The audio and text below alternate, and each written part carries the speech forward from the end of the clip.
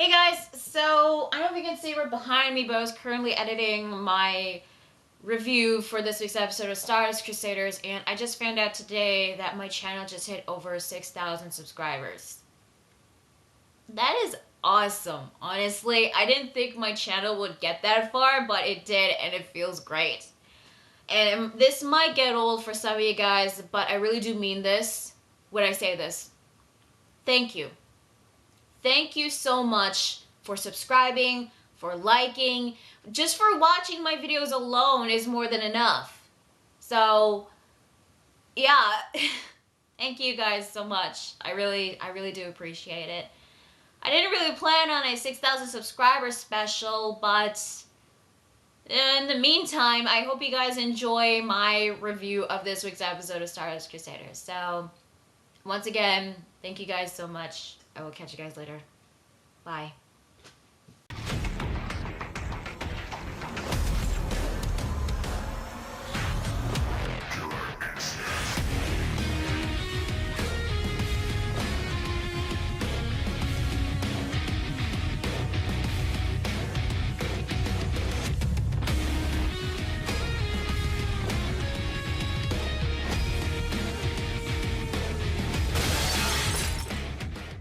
Welcome to my review of Jojo's Bizarre Adventure, Stardust Crusaders, episode 31, the conclusion of the Mariah two-parter. Yes, previously it was called Bastet, but the subtitles now changed to Bast. So, is it Bastet or Bast? I'm not sure, but I'll call the stand Bast from now on. This episode, once again, was another comedy-filled episode, but it had plenty of action as well. So last time, Avdol and Joseph got stuck to each other thanks to Bast's magnetism. Since they were struggling getting up and chasing after Mariah, they decided to focus their attentions on freeing themselves. What Joseph planned to do was for both of them to move to the nearest fence, grab hold, and pull apart. But in order to do that, they have to move at the same time, synchronizing their moves to get to the fence. So you have both Avdol and Joseph moving at the same time, going each knee, looking like they were dancing. I'm not gonna lie, it looked like that they were going to do the tango or something. This attracted a small crowd consisting of 2 boys and a cat. Joseph notices this and yells at the kids, saying that they were just practicing a dance. Also, he yells at them to go away, which they do so. Eventually, they make it to the fence, and how they're going to separate was for Avdol to slide himself off, since both their heads were stuck together because they were both opposite poles. So if Avdol's head got to Joseph's feet, since they're the same poles, they would separate. Common magnet science. So Avdol does slowly slide down Joseph's body, but I think he should have slide down Joseph's side, because if he did the front, then maybe this certain scene wouldn't have happened, because, well, okay, I'm not gonna lie, that scene was really funny. Probably funnier than the previous scenes on last week's episode. Because Avdol stops on Joseph's crotch. He was really embarrassed, saying, "Doesn't this look very risque?" Oh, and the dialogue did not help the situation. Joseph reassures him that nobody was looking, but when he looked up, he noticed the same kids, but they brought in some more kids. Oh my God. So yeah, these kids were staring at Avdol and Joseph in this position. So Avdol was stuck on Joseph's crotch for some reason. I guess his head and Joseph's crotch had the opposite poles or something. I don't know. So Joseph turned around. They repelled from each other. It looked like they were free for a minute there until Avdol's hips start to slam onto Joseph's butt. And god damn it, Davis Production, the way you animated this scene was just, oh my god. And as we speak, there is going to be fan fiction and fan art made from this scene. In fact, their situation got worse. Remember the old lady from the hotel? Well, she saw their predicament, she misunderstood the situation, and proceeds to beat him up with her umbrella. All the while, Joseph was yelling, "Help me! Oh my god!" Oh my god, this is so funny! Well, eventually they did get free, and then they start rolling down the hill. Mariah was there once they got to the bottom, just sitting on this rock, chilling, smoking a cigarette. So they were going to separate and attack Mariah. Unfortunately, their sights was so focused on her that they forgot to notice the railroad tracks right in front of them. Their feet got stuck on the railroad tracks, and once again they slam into each other, and they're now stuck. Joseph suggests that Avdol use his magician's red to slice the railroad tracks, but Avdol couldn't do that because if he did, the train would derail, causing a huge accident and killing innocent people. So Joseph used Hermit Purple to grab onto this post and try to pull him and Avdol out of the tracks, but because their magnetism was so strong, Joseph couldn't pull themselves free, and Mariah thought she won. She even had this evil little laugh of hers. But it turns out that Avdol used Magician's Red to create a hole big enough for them and deep enough so that they wouldn't get run over. This pissed off Mariah to the point where she calls them shit-eating bitches and made this face that did not suit her at all, albeit a little bit scary. So they get out of the hole. Joseph uses Hermit Purple to grab onto Mariah's neck and proceeds to strangle her. You know, she didn't look all that worried. In fact, she regained her composure and then smiled a bit. And then her boobs grew bigger. But it wasn't her boobs growing bigger, it was because of their magnetism, which attracted these nuts and bolts that she was keeping underneath her shirt. So her skimpy top that she was wearing is big enough to have all these nuts and bolts inside her pockets. Are her pockets like the TARDIS? Are they bigger on the inside so that she can keep all those nuts and bolts? Because there was a lot of them underneath her shirt. What the hell? So nuts and bolts start flying at Joseph and Avdol. Avdol used Magician's Red to burn some of them, but some of them did hit Joseph. They get stuck again, and Mariah runs away. According to Joseph, she was actually keeping a certain distance towards them. Not too close so that she would get caught in the magnetism, and not too far so that Bast's magnetism will still be strong enough to work on Avdol and Joseph. So he used Hermit Purple to create a map, and it's not just any map, it's a real-time map where he can track down Mariah, who was moving. So I guess Hermit Purple doesn't need ashes to create those maps, but it can create maps to find moving targets. You know, if that's the case, then shouldn't Joseph be able to use this ability more often? Because he could have used that when they were caught up against Endul and Geb, you know, find his location and attack him, but no. I don't know if he's going to use this ability ever again, but, you know, maybe he can use that to find Dio's hideout once they get to Cairo. I mean, I don't think his spirit photography was going to work, so he can create the spirit maps to find him or something. I don't know. Joseph's plan was to locate Mariah, split up, so that they can trap her and attack her. However, while they're chasing after Mariah, their magnetism was getting stronger and stronger to the point where they were attracting even heavier metallic objects. Even a bicycle got stuck on Joseph. With all that stuff on Joseph, he couldn't run anymore and had to stop. Luckily, Avdol was there behind Mariah so that they could trap her. But it turns out Mariah had another trick up her sleeve. She uses a knife to cut the power lines above her, and these power lines were magnetic, so they were attracted to both Avdol and Joseph. Avdol luckily was able to defend himself using Magician's Red, but Joseph, on the other hand, he was struggling because he could only manage to use Hermit Purple to keep the power lines away from him. But because of his magnetism, the electric copper wires were getting closer to him. Okay, now I really have to say this because it was really bugging me while watching this episode. I liked the episode, don't get me wrong, but this thought was running through my mind ever since Avdol and Joseph confronted Mariah on the railroad tracks. Why didn't Avdol use Magician's Red to burn her? Because it's very simple, you know? You could just, you know, summon Magician's Red, Crossfire Hurricane, boom, caught on fire, magnetism's gone, they're free, and they can just move on.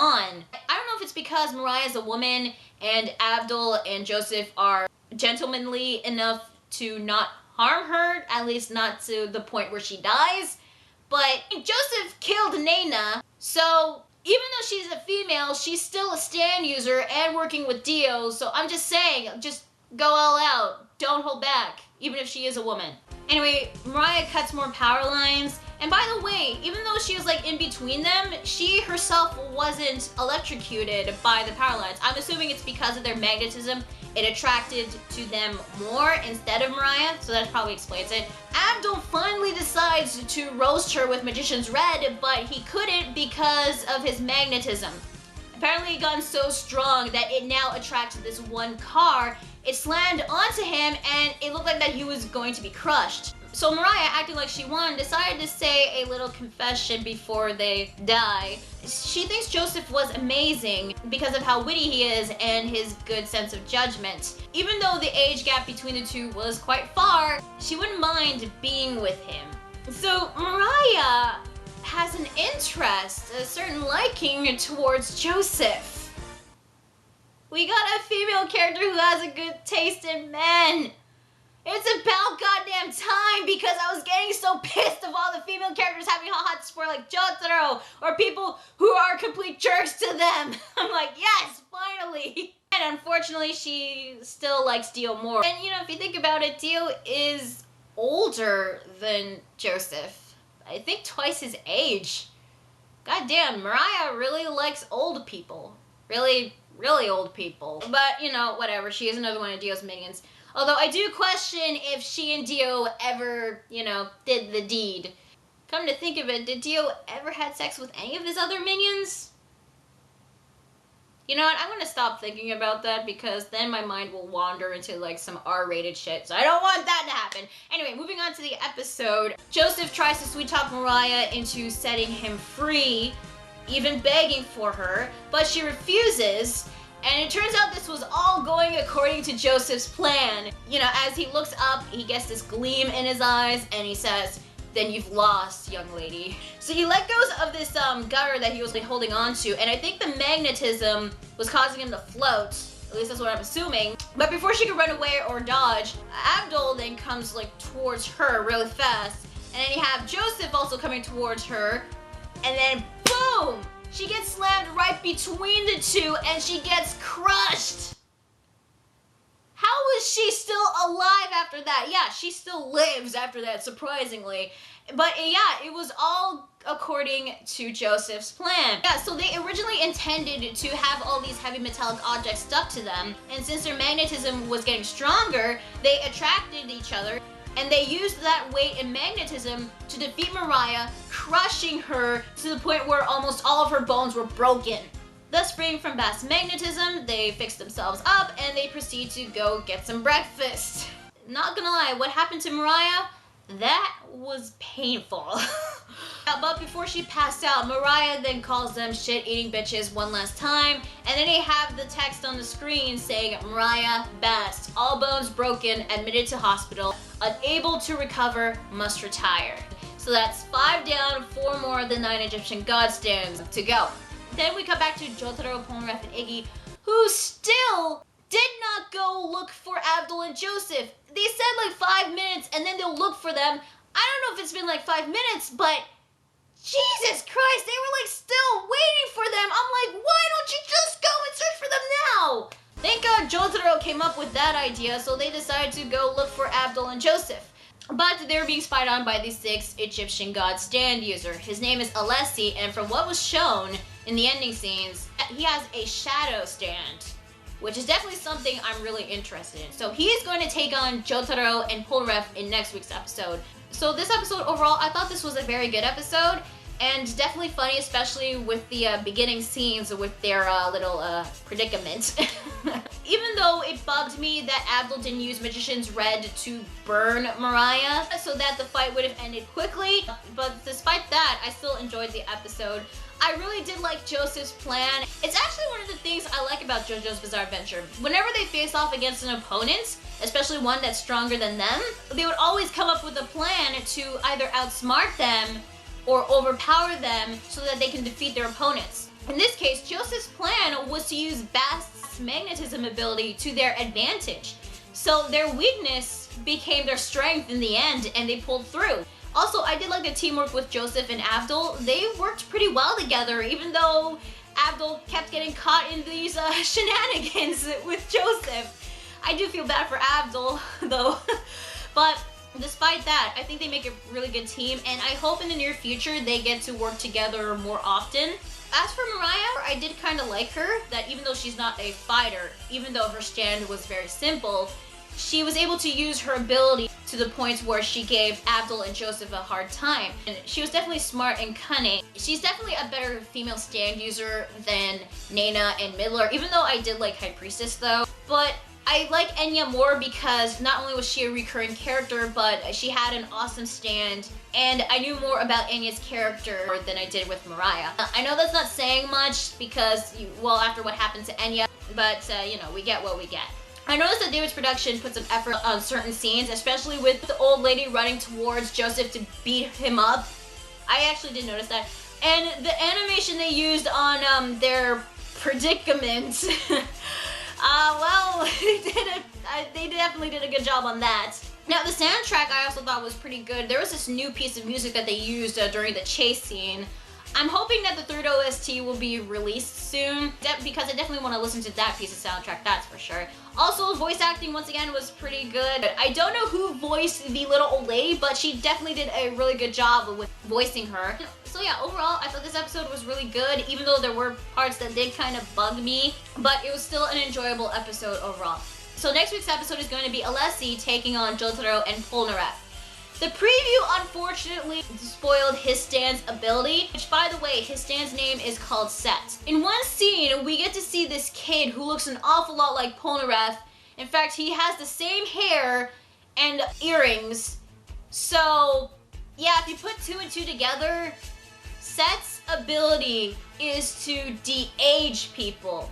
I really wish that the preview didn't spoil that for me, because I wanted to be surprised when I see next week's episode. But if that is really Set's ability, then that is very interesting. But what was also shown in the preview is that this shadow stand takes the form of a person, and the shadow has an axe. So this shadow can also be used on the offensive aside from de-aging people. So since I put two and two together, Alessi obviously used his stand Set to de-age Polnareff to the point where he's a little kid. So we're gonna get to see little Polnareff next week. That's gonna be definitely interesting to see. Will he take on Alessi all by himself? I don't know. Maybe he can still use Silver Chariots, but then again, we'll just have to wait and see until next week. So tell me guys, what'd you think of this week's episode of Stardust Crusaders? Did you like it? Did you hate it? So, what did you think of that little scene between Avdol and Joseph, and what did you think of Joseph's plan? Let me know in the comments below. Be sure to like the video if you like it, and subscribe to my videos, and be sure to check out my Facebook fan page and Google+.